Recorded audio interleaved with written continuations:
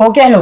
तो आज की क्लास में हम लोग बात करेंगे ओमिक कंडक्टर्स और इसके अलावा भी कुछ बातों में। तो सबसे पहले तो ओमिक कंडक्टर्स क्या होते हैं तुम्हें पता है। हमारे पास एक V और I का ग्राफ होता है। हमें पता है V is directly proportional to I, यानी voltage is directly proportional to current. यही ओम्स लॉ है और उसी हिसाब से जो ग्राफ होना चाहिए वो बिल्कुल ऐसा ही होना चाहिए, एक प्योर मेटल का, एक प्योर कंडक्टर का, जो भी तुम कहना चाहोगे। तो परफेक्टली ऐसा ही ग्राफ होना चाहिए जैसा कि है यहाँ पे। एग्जाम्पल के तौर पर अगर हम ले copper sulphate with Cu electrodes, कहने का मतलब है हमारे पास मान लो ऐसे एक वो है कि यहाँ पे हमारे पास जो सोल्यूशन है वो किसका है, CuSO4 का सोल्यूशन है, और जो यहाँ पे इलेक्ट्रोड हम यूज कर रहे हैं वो कॉपर का इलेक्ट्रोड है। तो यहाँ पे जो कॉपर का इलेक्ट्रोड होता है वो परफेक्टली क्या फॉलो करता है, ओम्स लॉ को फॉलो करता है। और बिल्कुल देख सकते हो जैसा कि ग्राफ होना चाहिए वैसा ही ग्राफ है।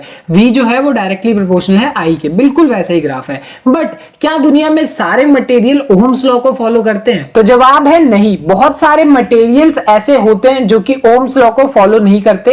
यहां तक कि मेटल्स भी एक लिमिट के बाद ओम्स लॉ को फॉलो नहीं करते। अब हमें पता है मेटल की हम वायर बनाते हैं, उन वायर को यूज करते हैं, बड़े अच्छे से उसको ओम्स लॉ को फॉलो करना चाहिए और वो करता भी है, ऐसा नहीं वो नहीं करता।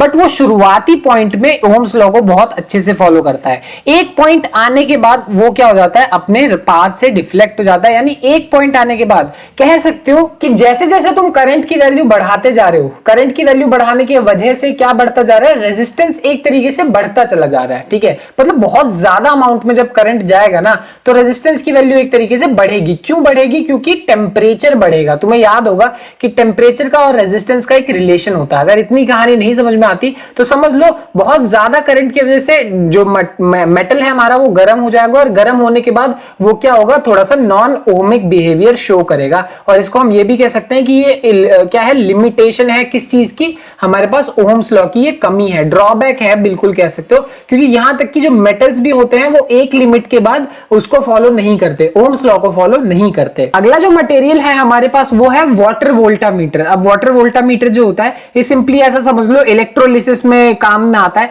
वैसे इलेक्ट्रोलिसिस से और भी थोड़ा सा डिफरेंट काम है, बट इतना समझ लो ओवरऑल। मुझे यहाँ पे मेन है इसका ग्राफ समझाना है, इसका नॉन ओमिक बिहेवियर तुम्हें दिखाना है। वो देखो, कहने का मतलब है इसका जो ग्राफ होता है वो ऐसा होता है, स्ट्रेट लाइन है। अब तुम बोलोगे ये तो स्ट्रेट लाइन है, इसमें तो कोई प्रॉब्लम होनी नहीं चाहिए, ये ओमिक बिहेवियर है। तो यहां आंसर है बिल्कुल भी नहीं। अगर मान लो ये ग्राफ इस पॉइंट से शुरू होता, कहने का मतलब ओरिजिन से शुरू होता, तो ये एक ओमिक बिहेवियर होता है। अगर कोई भी ग्राफ का जो स्टार्टिंग पॉइंट है वो मतलब ओरिजिन नहीं होगा, भले वो यहां हो या फिर ऐसे कोई लाइन खींची हो, जैसा कि मैंने तुम्हें दिखाया था एलॉयज की लाइन कुछ इस तरीके से होती है।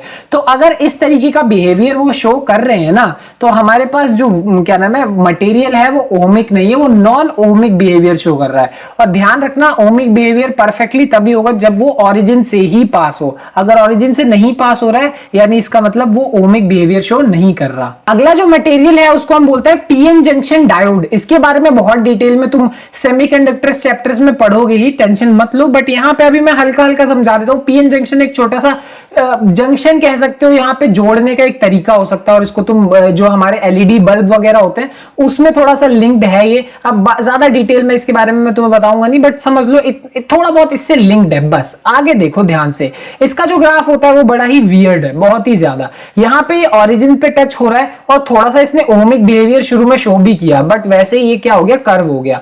और जैसे जैसे वोल्टेज बढ़ा रहे हो करंट बहुत बुरी तरह बढ़ रहा है। और पीछे के डायरेक्शन में मतलब अगर तुम वोल्टेज को नेगेटिव में ले जाओ तो वोल्टेज को नेगेटिव में ले जाओ तो एक पॉइंट के बाद तो ब्रेक डाउन ही हो जाता है। मतलब एक पॉइंट के बाद करंट बहुत बुरी तरह ही बढ़ता है। तो देख सकते हो यहाँ पे ओमिक बिहेवियर की तो धज्जियां उड़ चुकी है, मतलब कोई भी बिल्कुल भी अच्छे से इसने ओमिक बिहेवियर को फॉलो नहीं किया। अगला जो मटेरियल है वो बड़ा ही इंटरेस्टिंग है, उसको हम बोलते हैं थायरिस्टर। ये एक तरीके से स्विच होता है, तीन वो वाला स्विच होता है। कैसे काम करता है फिर से बोल रहा हूँ, सेमीकंडक्टर्स चैप्टर्स में पढ़ेंगे। बट अभी के लिए ये जो स्विच है इसका जो तुम देखोगे ना ओमिक बिहेवियर है वो बहुत ही ज्यादा डिफरेंट होता है। अब यहाँ पे पीछे तो बिल्कुल जंक्शन डायोड की तरह ही है, यहाँ पे भी थोड़ा बहुत उससे रेप्लिका कर रहा है। बट ये जो ए पॉइंट और बी पॉइंट है ये कुछ ज्यादा ही डिफरेंट है। मतलब ये ऐसे जाके ऐसे गया है तो कुछ बहुत डिफरेंट है। यहाँ पे ये जो ए पॉइंट से बी पॉइंट के बीच में ये सिग्निफाई ये करता है कि यहाँ पे अल्फा की वैल्यू क्या होगी, नेगेटिव होगी। और तुम्हें याद नहीं है कि अल्फा क्या होता है, तो अल्फा होता है कोफिशिएंट ऑफ रेजिस्टिविटी।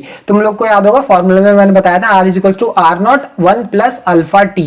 ठीक है। तो ये फॉर्मूले में होता है, यहाँ पे अल्फा क्या बताता है, नेगेटिव होता है, और वो यही चीज बता रहा है, कोफिशिएंट ऑफ रेजिस्टिविटी बताता है। जो आखिरी मटेरियल है हमारे पास वो है गैलियम आर्सेनाइड। सिंपल सी चीज है, ये एक सेमीकंडक्टर होता है। ऐसा समझ लो मेटल्स जो होते हैं उनकी कंडक्टिविटी बहुत अच्छी होती है, इंसुलेटर उनकी कंडक्टिविटी कम होती है। अगर तुम लोग को याद हो 11th क्लास मतलब केमिस्ट्री की शुरुआत में वैसे मैंने तुम्हें बताया, ये सेमीकंडक्टर्स कहीं बीच में लाया करते हैं और इनकी प्रॉपर्टी जो है हम थोड़ी बहुत बदल सकते हैं, ठीक है। पूरा चैप्टर है, बात करेंगे बाद में।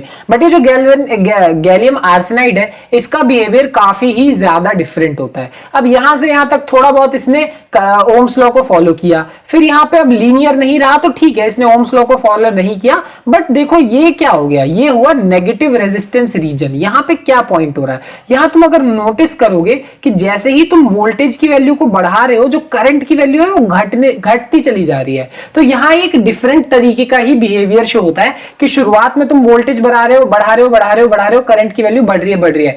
एक पॉइंट आने के बाद नेगेटिव रेजिस्टेंस शुरू हो जाता है। कहने का मतलब अब जो करंट की वैल्यू है वो क्या हो जाती है, घटने लगती है। अगर तुम वोल्टेज की वैल्यू बढ़ाओगे तो, अगर नहीं बढ़ाओगे तो दिक्कत नहीं है, बट बढ़ाओगे तो उसकी वैल्यू घटेगी, करंट की वैल्यू घटेगी। ये एक बड़ा ही डिफरेंट तरीके का मटेरियल है। तो तुम यहां देख सकते हो इतने सारे मटेरियल थे जो बिल्कुल भी ओम्स लॉ को फॉलो नहीं करते। तो ओम्स लॉ में बहुत सारी कमियां हैं, खामियां हैं, वो दिक्कत है, पर कोई बात नहीं, समय के साथ वो सारी की सारी सही हो जाएंगी, उसकी दिक्कत नहीं है, ठीक है। तो खैर इतना ही था आज की क्लास के लिए, मिलते हैं अगली क्लास में, बाय बाय।